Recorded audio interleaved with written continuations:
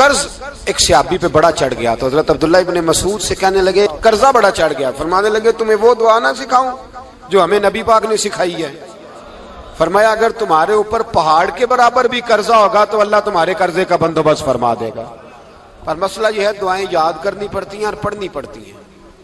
یاد کرنی پڑتی ہیں اور ہم ہیں تعویذ پہ لگے ہوئے کہ کچھ لکھ کے دے دیں تاکہ باندھ لوں. دعا سکھائی نبی پاک نے کیا فرمایا اللہم اکفنی بحلالک عن حرامک واغننی بفضلک عمن سواک. فرمایا یہ دعا مانگا کرو اے اللہ مجھے کفایت کرنے والا رزق عطا فرما اور مجھے حرام سے بچا اور مجھے اپنے فضل کے ساتھ دوسروں سے بے نیاز کر دے. یعنی اس کا سادہ ترجمہ یہ ہے کہ اللہ بندوں کا محتاج نہ کر مجھے اپنا محتاج. فرمایا یہ دعا پڑھو ادائے قرض کے لیے. ادائے قرض کے لیے یہ دعا پڑھو. اللہ تبارک و تعالی پہاڑ کے برابر بھی قرضہ ہوگا تو تمہیں اللہ اس سے نجات عطا کر دے گا. نبی پاک صلی اللہ تعالی علیہ وسلم نے ایک حدیث میں غصے کی دعا بھی بتائی ہے. ویسے میرے خیال میں لوگوں کو غصہ نہیں آتا. آج کل غصہ نہیں آتا, لوگوں میں تکبر آ گیا ہے. اپنے سے چھوٹے پہ غصہ آتا ہے, اپنے سے تگڑے پہ کیوں نہیں آتا. جس آدمی نے گلی پہ خیرات مانگنے والے پہ غصہ کیا وہ ایس ایچ او صاحب پہ کیوں نہیں کرتا. غصہ تو غصہ ہے نا, سب پہ ہونا چاہیے, لیکن بڑا سمجھدار غصہ ہے.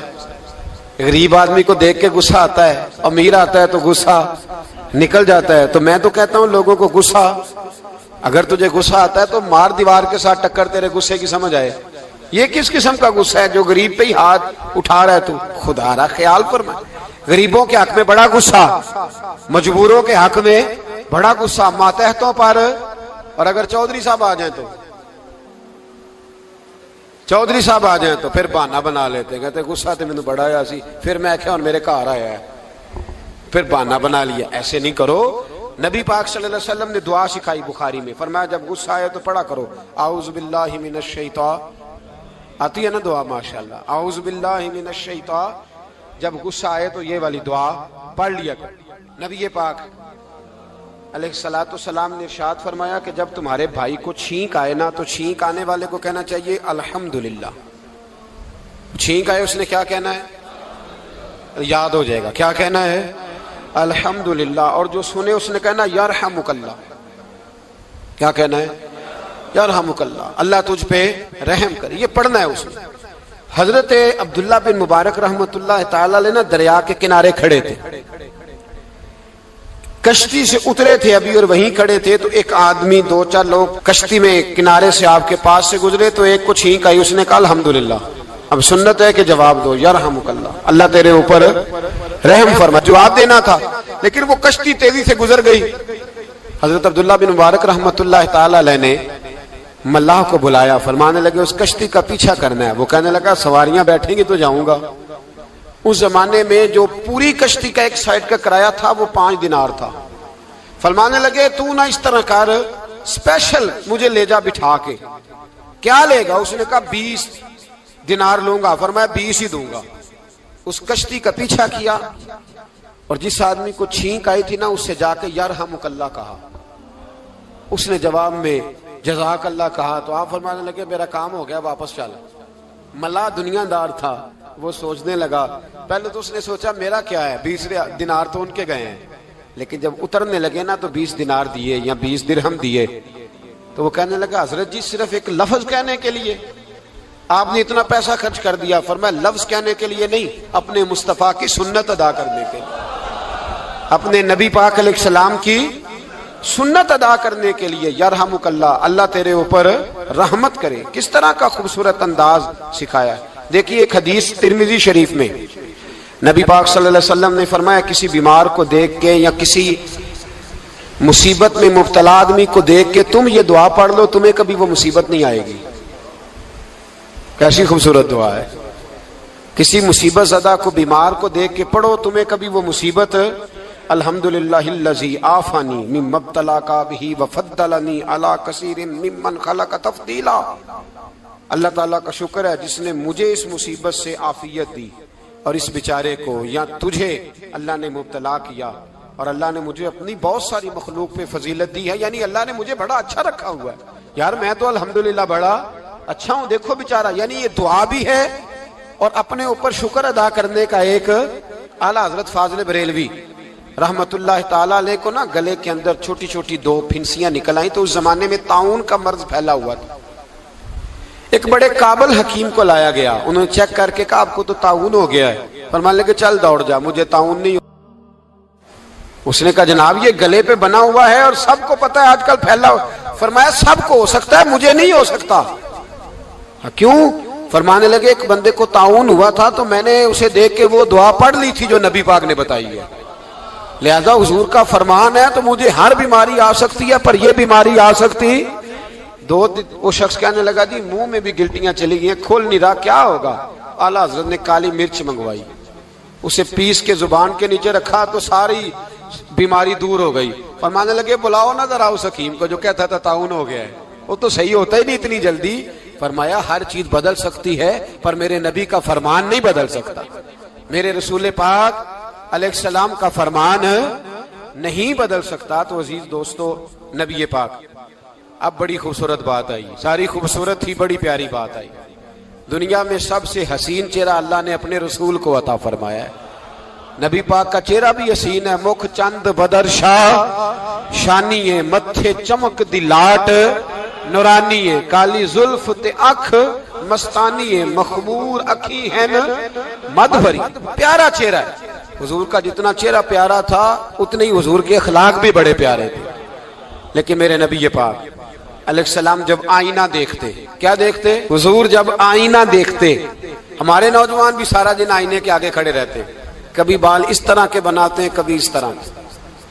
تو میرا کئی دفعہ دل کرتا ہے کہ میں ان سے کہوں کہ تو آئینے کو کہہ رہا ہے جھوٹ بول، پر وہ کیسے بولے؟ تو کہہ رہا ہے آئینے کو کہ تو کہہ سب سے پیارا تو ہی لگ رہا ہے، پر وہ کیسے بولے؟ اس نے تو سچ بتانا ہے. ان کو آئینہ جو دکھایا تو برا مان گئے. تو میرے عزیز یاد رکھیے گا نبی پاک صلی اللہ علیہ وسلم بھی آئینہ دیکھتے. آئینہ دیکھنا حضور کی سنت ہے. کوئی سنت سمجھ کے آئینہ دیکھے گا تو ایک دفعہ دیکھنے پر 100 شہیدوں کا ثواب ملے گا.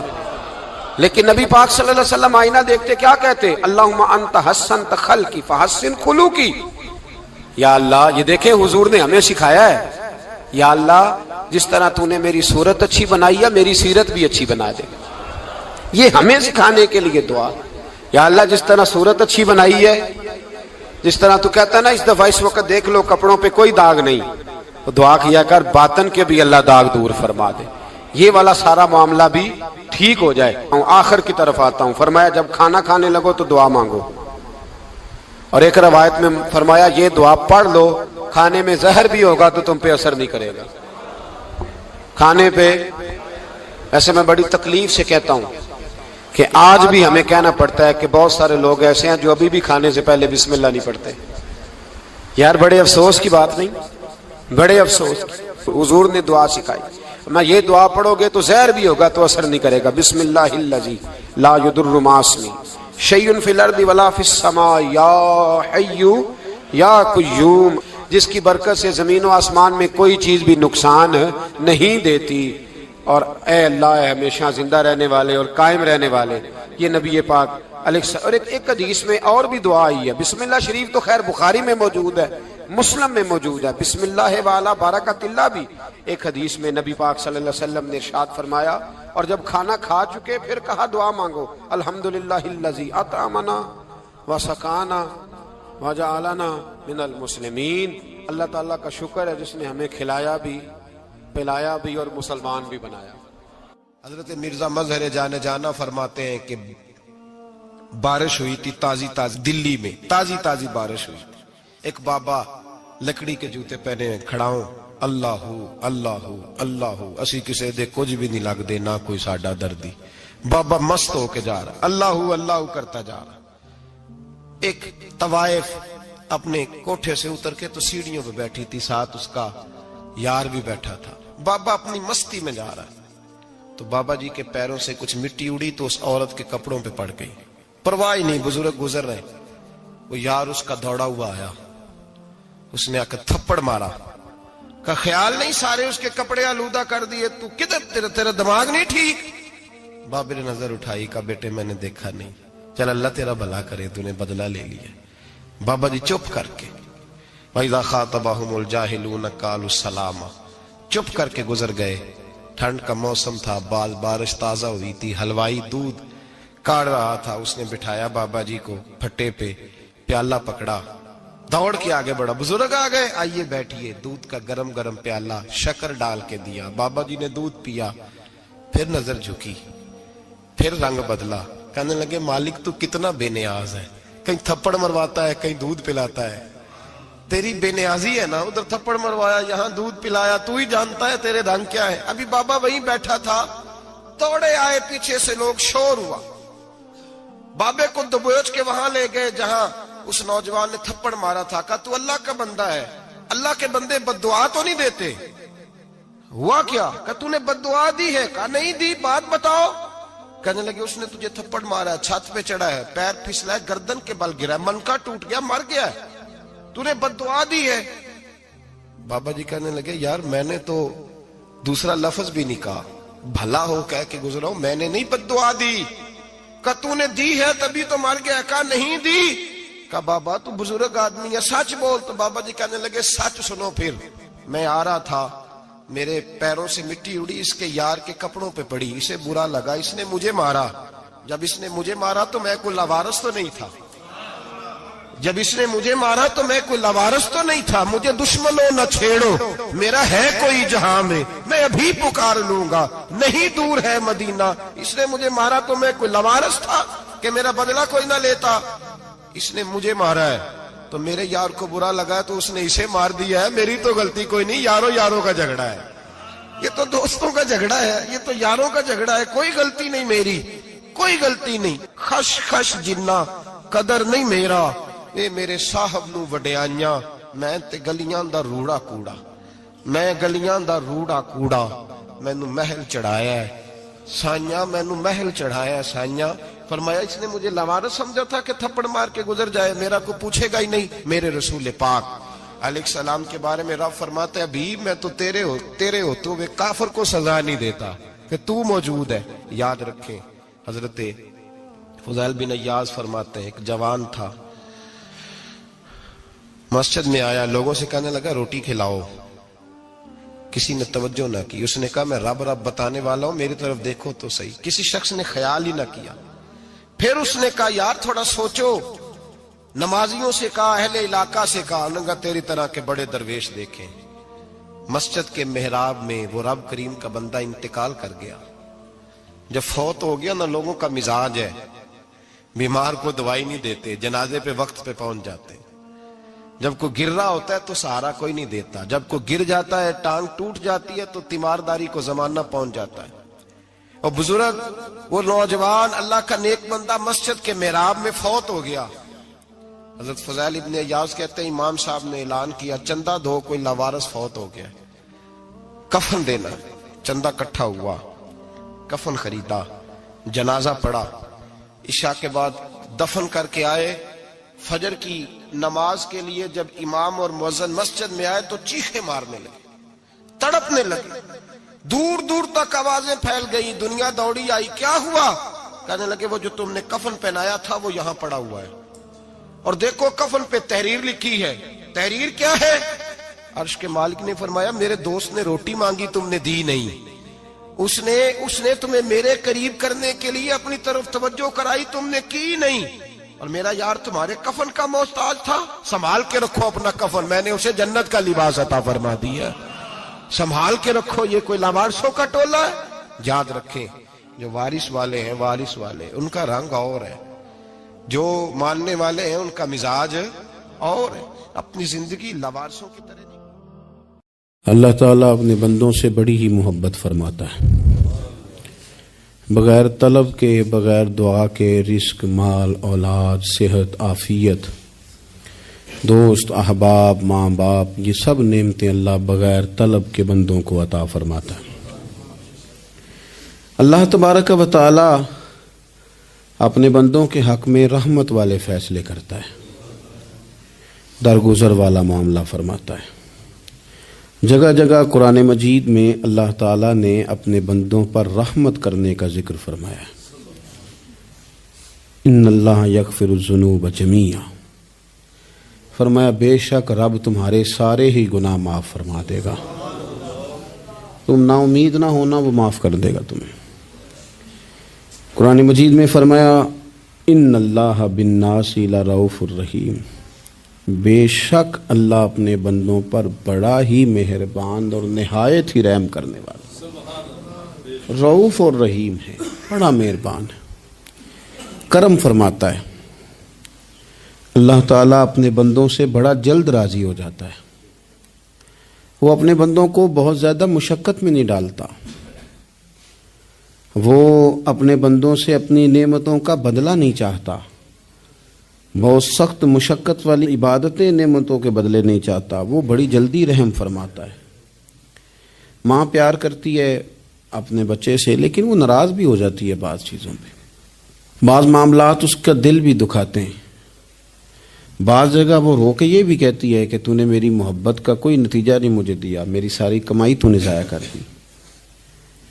والد بہت ساری جگہوں پہ ناراض ہوتا ہے، شکوہ کرتا ہے، کہتا ہے میری بیماریوں کی، پریشانیوں کی، بڑھاپے کی، کمزوریاں کا سبب بیٹے تو ہی بن گیا، یہ ساری تکلیفیں تو ٹھیک ہو جائیں تو میری شاید عمر بھی بڑھ جائے، صحت بھی ٹھیک ہو جائے، میں زیادہ دیر جوان رہ سکوں۔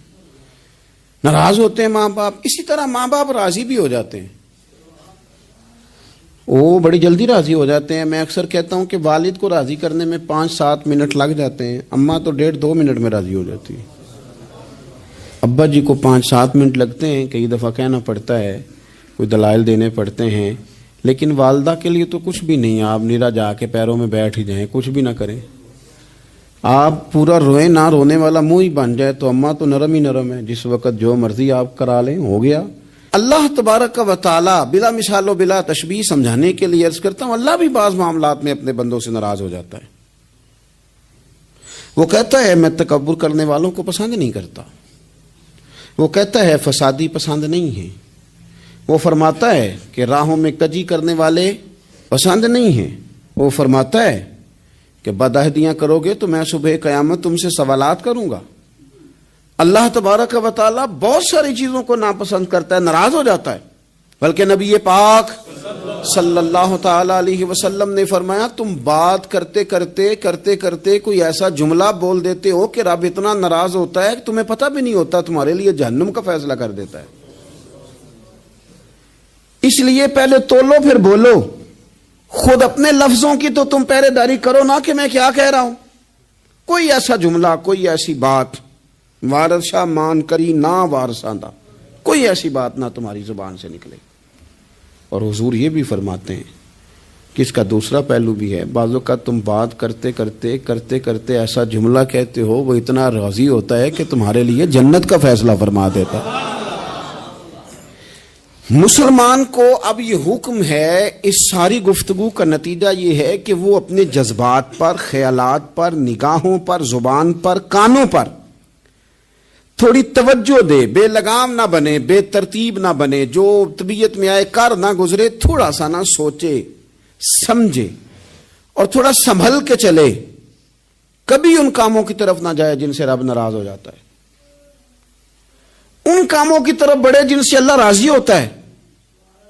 میرے نبی پاک صلی اللہ تعالی علیہ وآلہ وسلم نے ارشاد فرمایا، بعض احادیث میں لفظ یہ ہیں کہ اللہ اپنے بندوں کو دیکھ کے مسکراتا ہے جو اس کی شان کے لائق ہے۔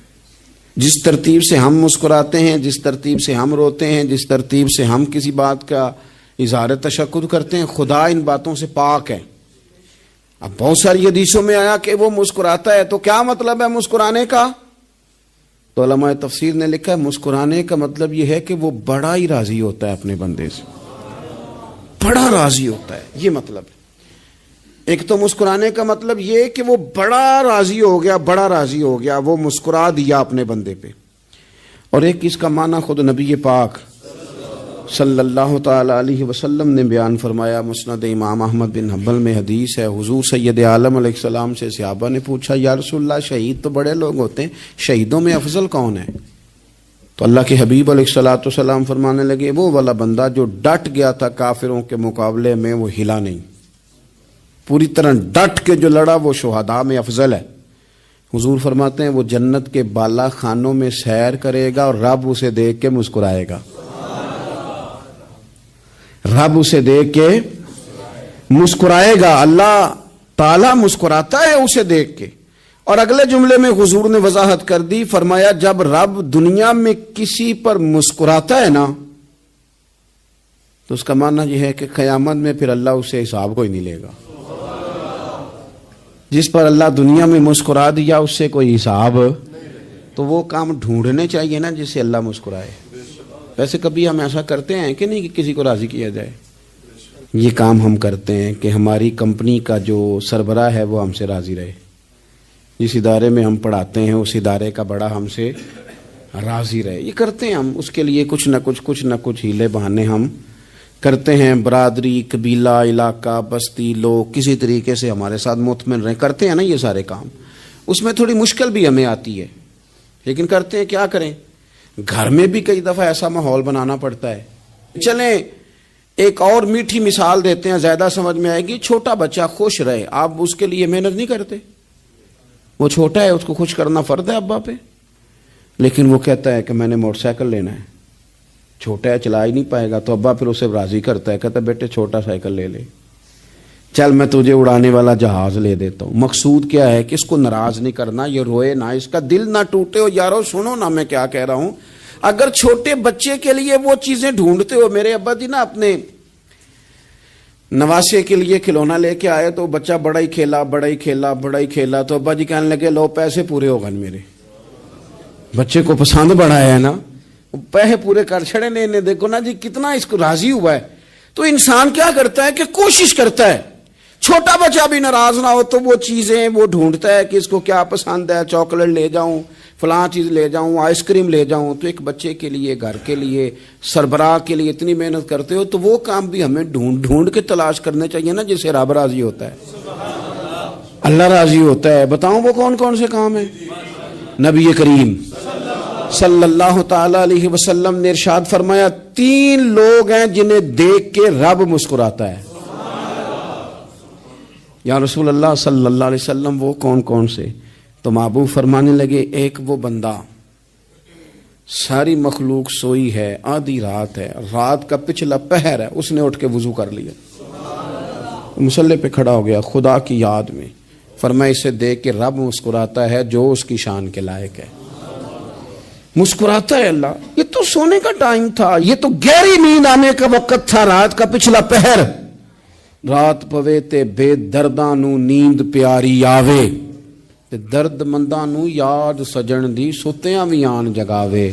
اور ساون کی کالی راتوں میں جب بوندا باندی ہوتی ہے, وہ راتوں کو اٹھ روتے ہیں جب خلقت ساری سوتی ہے. اللہ مسکراتا ہے. اور سننا میرے بھائی, میرے نبی پاک صلی اللہ تعالی علیہ وسلم فرماتے ہیں جب مسلمان نماز کے لیے صفیں بناتے ہیں نا, ترتیب لگ رہی ہوتی ہے, اب اللہ کی بارگاہ میں کھڑے ہوں گے, قیام کریں گے, رکوع کریں گے, سجود کریں گے. فرمایا جب مومن صفیں بناتے ہیں تو رب دیکھ کے مسکراتا ہے, مسکراتا ہے. کمال ہو گئے عروج بندگی کا, جب بندے کو دیکھ کے رب مسکرائے. خدا بندے سے خود پوچھے بتا تیری رضا کیا ہے, مسکراتا ہے. اور میرے نبی پاک علیہ السلام فرماتے ہیں جب مجاہد جہاد کے لیے صفیں سیدھی کرتے ہیں, آج تو یہ رب کے نام پہ مرنے ہی آ گئے, یہ صفوں میں کھڑے ہوں گے, ترتیب سے لڑیں گے, ترتیب سے گلا کاٹیں گے کافروں کا یا شہادت لیں گے. فرمایا جب جہاد کے لوگ صفیں بناتے ہیں تو رب انہیں دیکھ کے مسکراتا ہے.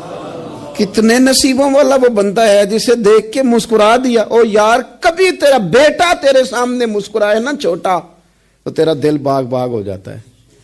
تیری ماں بیمار کسی ایک دن صحیح طرح ہنس پڑے تو طبیعت خوش ہو جاتی. مجھے بتاؤ نا جس کا رب بھی اسے دیکھ کے ہنس پڑے, جو اس کی شان کے لائق ہے. کیا اس بندے کے نصیبیں ہیں, کیا اس کے مقدر ہیں. آپ اس مقام پر اپنے آپ کو لائیں. اب دیکھیں نا یہ حدیث آپ نے سن لی, اب ہم نے نا اس طرح صفحے نہیں بنانے جس طرح ساری دنیا, اب ذرا صفحے بھی شوق سے بنائیں گے. اب ذرا تھوڑا سا شوق پیدا کریں گے, بھئی یہ تو میں وہ کام کرنے لگا ہوں جسے دیکھ کے رب مسکراتا ہے. نبی پاک صلی اللہ علیہ وسلم نے فرمایا جب کو بندہ توبہ کرتا ہے نا, ہم توبہ کا رٹا لگاتے ہیں، یا اللہ میری توبہ، یا اللہ. اور توبہ کا تو مطلب یہ ہے کہ پچھلے گناہوں سے پکی توبہ، آج کے بعد یہ غلطی نہ کرنے کا پکا وعدہ. تو نے ساری شب برات رو کے گزاری ہے، بتا سویرے جھوٹ جوڑنے کا ارادہ ہے تیرا؟ آج کے بعد رشوت تو نہیں نہ لے گا، ملاوٹ تو نہیں نہ کرے گا، یہ توبہ ہے. اور اگر سارے کام اسی طرح کرنے ہیں تو پھر یہ توبہ کا رٹا ہے، تو جتنا مرضی لگاؤ. حضرت علی بن ربیعہ رضی اللہ تعالیٰ عنہ فرماتے ہیں میں مولا علی کے ساتھ تھا، مقام حرہ کی طرف جا رہے تھے، حضرت علی نے ہاتھ اٹھا کے دعا مانگی ہماری تعلیم کے لیے، ورنہ حضرت علی ہم صحابہ کو محفوظ عن الخطا تو مانتے ہیں نا.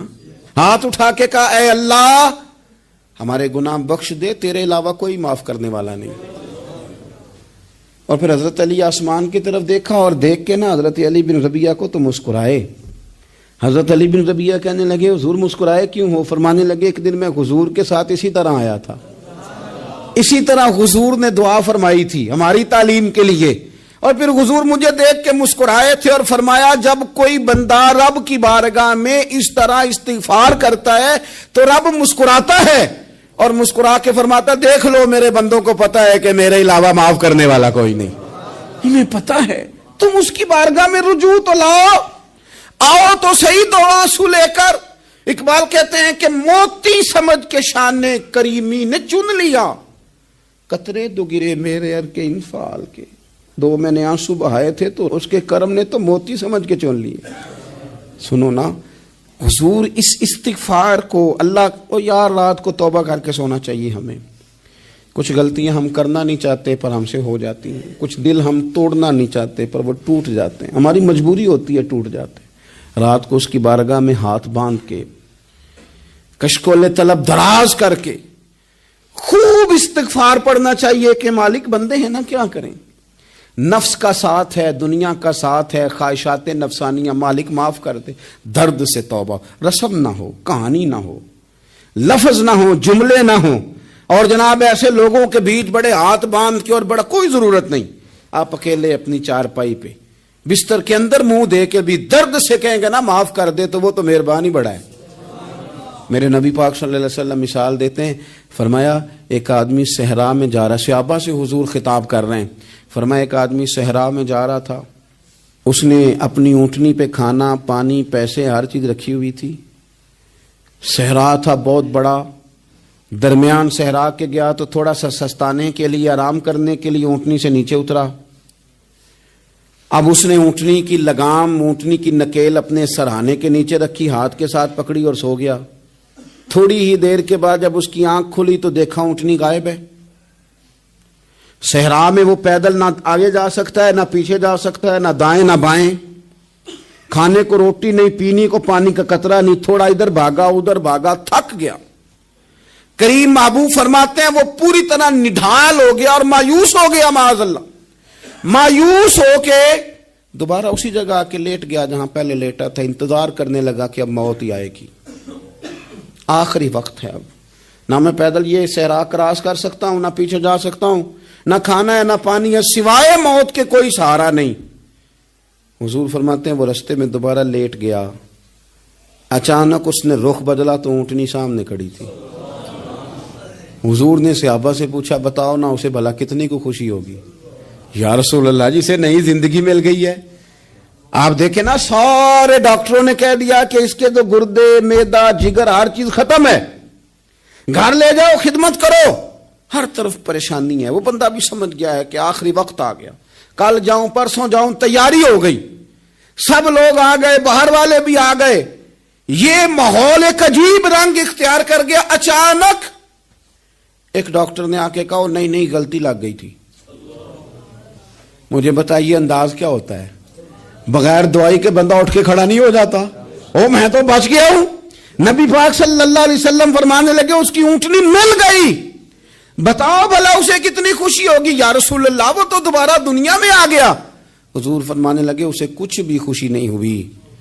جب کوئی رب کا گناہگار بندہ آ کے توبہ کرتا ہے رب کو اس سے کئی گنا زیادہ خوشی ہوتی ہے. میرا بندہ آ گیا ہے، میرا بندہ آ گیا ہے، میرے گھر آ گیا. اس نے آنسو بہائے ہیں. اس نے کہا اللہ میں تیرا ہی رزق کھاتا ہوں، تیری ہی زمین پہ رہتا ہوں، تیرے نام سے میری سانسیں چلتی ہیں۔ وہ آ گیا، فرمایا اس اونٹنی والے سے زیادہ رب کو خوشی ہوتی ہے جب گناہگار آ کے توبہ کرتے۔ گناہگاروں کے آنسو اس کی بارگاہ میں بڑے مقبول ہیں، لیکن ہم رسم ادا کرتے ہیں، توبہ نہیں کرتے۔ ہم اپنے آپ کے ساتھ دھوکہ کرتے ہیں، جھوٹ بولتے ہیں۔ ہم بندہ کوئی ناراض ہو جائے تو ہمیں کو نہیں نیند آتی، اس کے گھر چلے جاتے ہیں۔ ہم اپنے سارے رشتوں کو، تعلقات کو مینٹین کر کے رکھنے کے عادی ہیں۔ ہمیں پتہ ہے کہ وہاں میں نہیں جا سکا تو بیٹا بھیجتا ہوں، فلاں شادی پہ میں نہیں جا سکا تو بھتیجا بھیجتا ہوں، بھائی بھیجتا ہوں۔ ہر تعلق کا ہم نے خیال رکھا کوئی روٹھ نہ جائے۔ لیکن کمال ہے نا، یہ نہیں سوچا کہ اگر رب روٹھ گیا تو جب وہ روٹھ جائے نا تو سارے رشتے بھی بندے کے پاس موجود ہوں تو کوئی کارآمد نہیں ہوتا۔ پھر کروڑوں روپیہ جیب میں ہوں تو ڈاکٹروں کی دوائیاں اثر نہیں کرتی۔ وہ روٹھ جائے تو پھر انسان اس طرح سے پھسلتا ہے کہ بڑے بڑے اس کے پاس دروازے ہوتے ہیں پر کسی جگہ اس کا ہاتھ نہیں لگتا۔ خدا را خیال کریں، دنیا روٹتی ہے تو روٹھ جائے، رب رسول ناراض نہ ہونے پائیں، اس کا خیال کریں۔ حضور فرماتے ہیں وہ مسکراتا ہے، اسے خوشی ہوتی ہے جب کوئی اس کا بندہ اس کی طرف رجوع کرتا ہے۔ میرے عزیزو، رسول پاک صلی اللہ تعالی علیہ وسلم نے ان لوگوں کے تذکرے کیے جنہیں دیکھ کے رب مسکراتا ہے۔ ہم نا گناہگاروں پر بھی فتویٰ دینے میں جلدی کرتے ہیں اور نیکی پر بشارت دینے میں بھی جلدی کرتے ہیں، حالانکہ یہ ہماری ذمہ داری نہیں۔ پتہ نہیں اللہ تعالیٰ کس کو کب توفیق توبہ دے کے اپنے قریب کر لے، لیکن بڑی جلدی ہے، بڑی جلدی فتویٰ دینے میں۔ اور یہ فتویٰ صرف مفتیوں کا نہیں رہ گیا، یہ میری طرح کے، آپ کی طرح کے ڈھیروں لوگ ہیں جنہوں نے جیبوں میں فتوے ڈالے ہوئے۔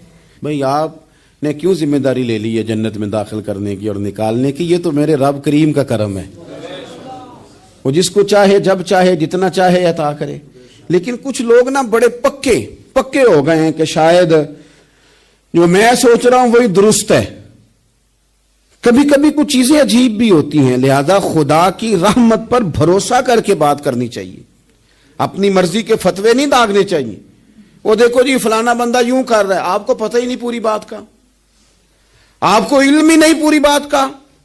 حضرت بہاءاللہ نقشبند بخاری رحمت اللہ علیہ فرماتے ہیں میں حج کرنے گیا تو وہاں میں نے ایک آدمی کو کروڑوں کا کاروبار کرتے دیکھا تو میرے دل میں خیال ہے یہاں بھی اللہ اللہ کرنی چاہیے تھی، دنیا داری کر رہا ہے۔ لیکن فرماتے ہیں حج سے فارغ ہوئے تو میں نے دیکھا وہی بندہ سارا کچھ رب کی بارگاہ میں خیرات کر رہا ہے، اور سینکڑوں غریب حاجی ہیں جن کو پورے خرچے دے رہا ہے۔ تو میں نے وہی اپنی سوچ سے توبہ کی کہ میں کہاں تھا۔ بڑی جلدی کھڑے نہ ہو جائیں۔ حضرت حسن بصری رحمت اللہ تعالیٰ علیہ ارشاد فرماتے ہیں کہ میں دریا کے کنارے گیا تو وہاں میں نے ایک شخص کو دیکھا، وہ اپنی ایک خاتون کی گود میں سر رکھ کے بیٹھا اور قریب ایک بوتل بھی پڑی ہے۔ میرے دل میں معاذ اللہ خیال آیا کہ دیکھو کس انداز میں ایک عورت کے ساتھ یہ ہے اور پاس بوتل بھی پڑی ہے، جانے شراب ہے۔ کہتے میں سوچ ہی رہا تھا کہ اچانک ایک کشتی آ رہی تھی دریا میں، وہ ہجکو لے کھائے، کشتی میں 4-5 لوگ تھے، وہ دریا میں ڈوبنے لگے۔ وہ آدمی تیزی سے اٹھا، دریا میں چھلانگ لگائی، پہلے ایک کو نکالا، پھر دوسرا نکالا، پھر تیسرا نکالا، ایک بندہ رہ گیا۔ کہنے لگا حضور مجھے تو آپ نے گناہگار سمجھا ہے، میں تو بڑے غلط انداز میں یہاں بیٹھا ہوں، آپ نے جو سوچا، چلیں گے چوتھا بندہ آپ نکالنا ہے، کرے نا یہ کام، کرے نا یہ کام۔ بڑے بھولے بھالے، بڑے اللہ والے، ریاض آپ کو بس ہم ہی جانتے ہیں، اتنی جلدی فتویٰ۔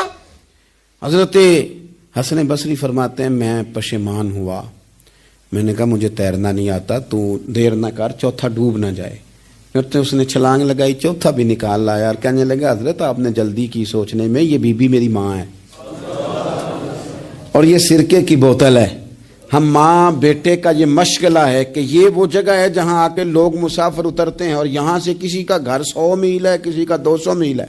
ہم صبح سرکہ، کھجوریں، روٹیاں لے کے یہاں آتے ہیں، مسافروں کی نوکری کرتے ہیں، کوئی پریشان ہو تو مدد کرتے ہیں۔ حضرت خواجہ حسن بصری فرماتے ہیں میں نے معافی مانگی، ان سے بھی مانگی، رب سے بھی مانگی۔ انہوں نے مانگ لی نا بزرگ تھے، پر ہم کو نہیں تیار مانگنے کو۔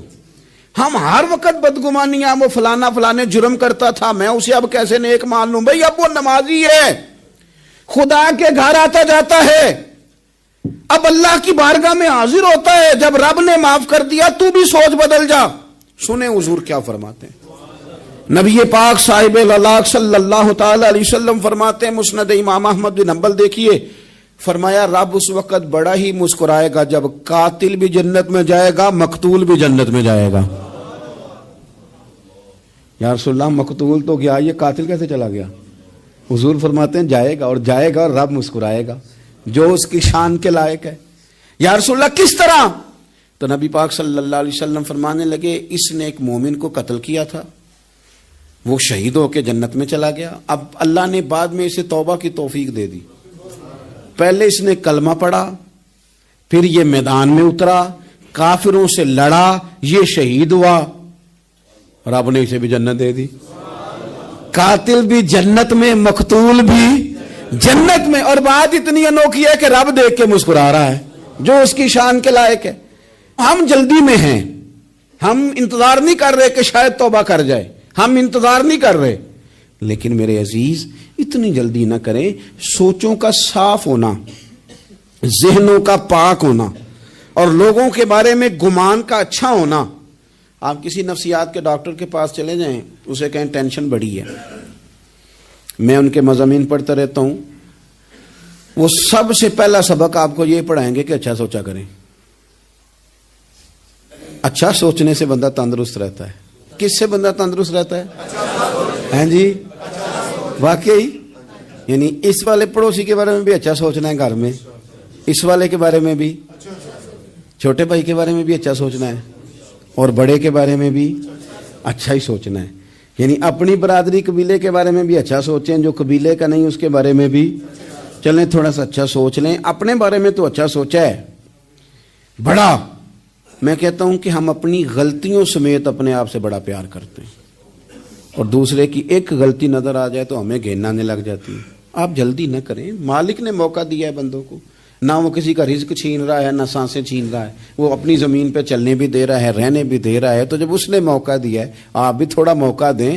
اللہ بڑا کریم ہے، دروازے کھولے گا، اس کے بندے اس کی بارگاہ تک پہنچیں گے۔ بدگمانیاں اور پھر بدگمانیوں کا عروج، اور اس لیول تک جا کے بات کر دینا ہے کہ جہاں سے خوف آئے کہ یار یہ بات نہیں کرنی چاہیے تھی۔ رسول کائنات سرور دو عالم صلی اللہ تعالی علیہ وسلم فرماتے ہیں کہ اللہ مسکراتا ہے۔ دیکھو ہمارے ہاں نا ایک اور بھی مسئلہ بن گیا ہے، میں نے کچھ لوگوں کو نا پکا، میرے پیارے ہیں، محبت ہے مجھے، تو میں چونکہ آپ میری کلاس ہیں، میں مشاہداتی اور تجرباتی باتیں بھی کر لیتا ہوں، اسی کی روشنی میں کئی دفعہ گفتگو بھی تیار کرتا ہوں۔ کچھ لوگوں نے نا پکا ذہن بنا لیا یہ کہنے کا کہ ہاتھ بڑا تنگ ہے، پکا، آپ جس وقت پوچھ لیں ان کا ہاتھ اور بڑا ہی زیادہ تنگ ہے۔ آپ یقین کریں، بہن کا جو خامند ہے وہ کہہ رہا ہے جا حصہ لے کے آ، تیرے بھائیوں کی کمائی تو نہیں، تیرے ابا کی ہے، لے کے آ۔ وہ بیچاری اس کی منتیں کر رہی ہے، کہتی ہے اگر جاؤں گی نا تو وہ کہیں گے حصہ لے جا، آج کے بعد ہمارے گھر نہ آنا، میرا دروازہ نہ بند کرو، مہربانی کرو۔ اور بھائی سے بات کرتی ہے تو کہتا ہے ہاتھ ہی بڑا تنگ ہے، جب ٹھیک ہوگا تو دے دوں گا۔ نہ کریں یہ ظلم، ہمارے اپنے تڑپتے رہتے ہیں اور ہماری دولتیں اندر پڑی رہتی ہیں، ہمارے اپنے چھوٹی چھوٹی ضروریات کے لیے پریشان ہوتے ہیں، لیکن ہم بڑے بڑے بہانے ہیں ہمارے پاس، کہتے ہیں یہ نکما ہے، یہ نکھٹو ہے، یہ کام نہیں کرتا، اس میں فلانا ہے، بے فلانا ہے، بلے میں نے نہیں ساتھ چلنا۔ اظہار جب آپ کے اندر پیدا ہوتا ہے نا، اظہار، جب کسی کے لیے آپ حساس ہوتے ہیں تو آپ کو بھی سرور حاصل ہوتا ہے۔ نہ کریں یہ کام کہ آپ کو اللہ نے وسعت دی اور ہر وقت آپ ہاتھ تانگ ہونے کا رونا رو رہے ہیں، ہر وقت آپ یہ کہہ رہے ہیں میں بڑی آزمائش میں ہوں، جب خدا نے آپ پہ نہیں ڈالی تو اتنے جھوٹ بولنا صرف اس لیے کہ میرے پیسے بچ جائیں، صرف اس لیے کہانی سنانا کہ حالات میرے بڑے خراب ہیں کہ کوئی بندہ میرے سے کوئی تھوڑا بہت قرض نہ مانگ لے۔ سنو، نبی پاک صلی اللہ علیہ وسلم کے پاس مہمان آ گیا، بخاری مسلم ہے، حضور نے ازواج مطہرات کے گھروں میں پیغام بھیجا کچھ چیز ہے ضیافت کے لیے، یا رسول اللہ کچھ بھی نہیں، یہ دو جہاں کے شاہ ہیں اور پاس کچھ رکھتے نہیں، دو جہاں کی نعمتیں ہیں ان کے خالی ہاتھ میں، یا رسول اللہ کوئی چیز بھی نہیں۔ حضور نے صحابہ کے مجمع پہ نظر ڈالی، یا رسول اللہ صلی اللہ علیہ وسلم حکم ہو، تو حضور فرمانے لگے تم میں سے کوئی بندہ ہے جو اسے گھر لے جائے روٹی کھلائے۔ ایک صحابی اٹھے، فوراً حضور میں لے کے جاتا ہوں کھانا کھلاتا ہوں. فرماتے ہیں میرے گھر میں صرف بچوں کا کھانا تھا. یہ نہیں کہ فریزر بھرا ہوا ہے نعمتوں سے، صرف بچوں کا کھانا. یہ نہیں کہ کسی کو دیکھ کے اپنی ہنڈیا پہ برتن دے لیا، صرف بچوں کا کھانا. کہتے ہیں گھر گیا، بیوی سے کہا کیا کیفیت ہے؟ کہنے لگی بچوں کی روٹی ہے. میں نے کہا بچے سلا دے، صبح ناشتہ کر لیں گے. تو کہنے لگی آپ کیا کھائیں گے؟ تو میں نے کہا نہ میں کھاؤں گا نہ تو کھائے گی، مہمان جو نبی پاک کا ہے. کہا اچھا اب ذرا تجویز دیکھو میاں بیوی کی سوجھی آپس میں. کہتے ہیں کھانا لگا دینا، کیونکہ ایک آدھ بندے کا کھانا ہے. اپنی غربتوں کا ہر جگہ اظہار کرنا، رونا رونا. یہ دیکھو غربت کیسے چھپائی جا رہی. اس کو کہا نہیں کہ چل تو تھوڑا رحم کھا، تو آیا ہے تو تھوڑا رحم کھا، یہ نہیں کہا. کہا اٹھ کے نا تو کھانا رکھنا اور اٹھ کے نا چراغ ٹھیک کرنے کے بہانے بجھا دینا. ہم دنیا والوں کے سامنے کیوں اپنے دکھ بیان کریں؟ ہم جو کہیں گے رب رسول کی بارگاہ میں کہیں گے. تو نا چراغ ٹھیک کرنے کے بہانے. اہلیہ اٹھی، کھانا دینے کے بعد چراغ ٹھیک کرنے کے بہانے بجھا دیا. خامد بھی ہاتھ چلاتے رہے، بیوی کبھی برتن رکھتی کبھی اٹھاتی، پتہ چلے کہ کھانا کھا رہے ہیں. کھانا کھایا جا رہا ہے. کہتے ہیں مہمان پیٹ بھر کے کھانا کھا گیا. یہ کام ہوا رات کے اندھیرے میں. اس وقت ہوا جب چراغ بھی بند تھا. اس وقت ہوا جب کوئی دیکھنے والا نہیں تھا، کسی پڑوسی کو بھی خبر نہیں تھی. فرماتے ہیں صبح کے اجالے میں اس مہمان کو لے کے مسجد نبوی میں نے قدم رکھا تو نبی کریم نے فرمایا رات جو تم نے کام کیا ہے نا اسے دیکھ کے میرا رب بڑا مسکرایا ہے. اللہ بڑا مسکرایا ہے. اللہ تردامنی پہ شیخ ہماری نہ جائیے، ہم دامن نہ چھوڑ دیں تو فرشتے وضو کریں. یہ شان ہے صحابہ کی. نبی کریم علیہ السلام نے فرمایا رب رات مسکرایا تیرا یہ انداز دیکھ کے، اور اس نے قرآن نازل کیا وَيُؤْثِرُونَ عَلَىٰ أَنفُسِهِمْ وَلَوْ كَانَ بِهِمْ خَصَاصَةٌ. کچھ لوگ وہ ہیں جنہیں بڑی بھی ضرورت ہو تو دوسروں پر اثار کر دیتے ہیں، قربانی دے دیتے ہیں. رب مسکرایا ہے. اندر پیسے رکھے ہوئے ہیں، اندر پیسے رکھے ہوئے ہیں، اور بہن آ کے منت کر رہی ہے کہ بھائی حالات بڑے خراب ہیں، تھوڑی سی مہربانی کر. تو کہتے ہیں بہن پردہ یہ ہے بس. کیسے بتاؤں تجھے حالات، تجھے کیا بتاؤں کام کتنی مشکل سے چلتا ہے. یہ پردہ یہ بس. بہرحال اگر تو نے کہا ہے نا 50,000 تو میں زیادہ نہیں کو 20 کو دے دوں گا تجھے، وہ بھی خاصی نیکی کر کے، وہ بھی بتا سکھا کے. رات اماں پہ علیحدہ سے احسان چڑھاؤں گا، ابا پہ علیحدہ سے چڑھاؤں گا کہ تمہاری بیٹی کے ساتھ تعاون کر رہا ہوں. سارے علاقے کو ویسے ہی بتاؤں گا. اور وہ غریبنی بیچاری 20,000 لے کے گھر گئی ہے، پہ سفارشیں کر رہی ہے کہ مہربانی کرو. میں نے ایسے بھی دیکھے ہیں جو پہلے بیوی کو پکڑاتے ہیں تو دے، اس لیے کہ پھر وزیر اعظم تو ڈنڈا نکال لے گا تو بڑا مشکل ہو جائے گا پھر گھر میں رہنا. لہذا وہ یہ تو آگے لگ. یہ کیا لہجہ ہے آپ کا؟ یہ تو کسی کو بھی دیں تو چھپا کے دینے کا حکم ہے. کسی کو بھی دیں تو ہمیں حکم یہ ہے کہ سیدھے ہاتھ سے دینا ہے، الٹے کو خبر. اور یہ جو بالکل ہی اپنے ہیں ان پر تو پردہ پوشی آپ کے لیے ویسے ہی ضرورت تھی. میرے عزیز رب مسکراتا ہے. میرے نبی پاک علیہ السلام نے یہ اعمال ہمیں بتائے جن پر اللہ مسکراتا ہے، خوش ہوتا. اور بعض لوگوں کو حضور نے نامینیٹ کیا. حضرت سعد بن معاذ رضی اللہ تعالیٰ عنہ عظیم صحابی تھے. یہ وہ خوبصورت صحابیاں جن کے جنازے کو کندھا میرے نبی پاک نے عطا فرمایا. حضور نے کندھا عطا فرمایا. کمال ہو گئی. نرخ بازار محبت کا انوکھا ہی ہو گیا. خود خریداروں میں شامل آ کے مولا ہو گیا. حضور نے کندھا دیا. حضرت سعد بن معاذ رضی اللہ تعالیٰ عنہ کا جب جنازہ اٹھا ان کی والدہ رو پڑی، بڑے درد سے روئی. ماں تھی نا. ان کی آواز جب حضور تک گئی تو نبی پاک نے فرمایا آنسوؤں کو روک لے، آواز کو کم کر لے. تیرے بیٹے کی تو جب روح پرواز ہوئی ہے تو رب مسکرایا ہے. جس کے آنے پہ رب راضی ہو مسکرا دے جو اس کی شان کے لائق ہے. یہ تو وہ لوگ ہیں کہ جن کے جانے پر نا رب، وہ کسی نے کہا تھا کہ میرے مرنے پہ ہر سو شور مچ جائے گا، دیکھو گے میرے مرنے پہ ہر سو شور تمہیں پتہ چل جائے گا جب ہم جائیں گے. میرے مرنے پہ ہر سو شور مچ جائے گا، دیکھو گے. اور کہنے الوداع سرکار خود تشریف لائیں گے. اور درویش کہنے لگے بعد مرندے مکھڑا میرا ہو جاوے جے تازہ، پھر سمجھ لینا محبوب میرے نے آن پڑے ہے جنازہ. اور عاشق کا جنازہ ہے ذرا دھوم سے نکلے اور محبوب کی گلیوں سے ذرا گھوم کے نکلے. فرمایا کہ ان کے تو جانے پہ رب کریم. اور حضور نے ایک دعا بھی دی. حضرت طلحہ رضی اللہ تعالیٰ عنہ صحابی تھے, ان کا وصال ہو گیا تو حضور نے دعا بھی دی. فرمایا یا اللہ جب میرا طلحہ آئے نا تو اس سے مسکرا کے بات کرنا, یہ تجھ سے مسکرا کے بات کرے جو تیری شان کے لائق ہے. تو اللہ تعالیٰ غائب درجے راضی ہوتا ہے. ایک دفعہ پھر بات دہراتا ہوں, جو میدان میں ڈٹ کے شہید ہو رب اسے دیکھ کے مسکراتا ہے جو اس کی شان کے لائق. جو توبہ صحیح کریں, سچی کریں, رب انہیں دیکھ کے مسکراتا ہے جو اس کی شان کے لائق ہے. جو نماز کے لیے صفیں بنائے رب انہیں دیکھ کے مسکراتا ہے. جو جہاد کے لیے صفیں بنائے رب دیکھ کے مسکراتا ہے. جو لوگ صبح پچھلے پہر اٹھ کے عبادت کریں رب انہیں دیکھ کے مسکراتا ہے. اور جو کبھی کبھی بھوکے رہ کے دوسروں پر قربان کر کے اثار کر دیں رب انہیں دیکھ کے مسکراتا ہے. بہت بڑی فضیلت ہے. اللہ ان سارے کاموں میں سے کسی ایک کام پہ ہمیں بھی لگا دے تاکہ یہ بڑی فضیلت اللہ تعالی ہم گناہگاروں کے حصے میں بھی فرما دے. آخر دعوانا ان الحمدللہ رب العالمین.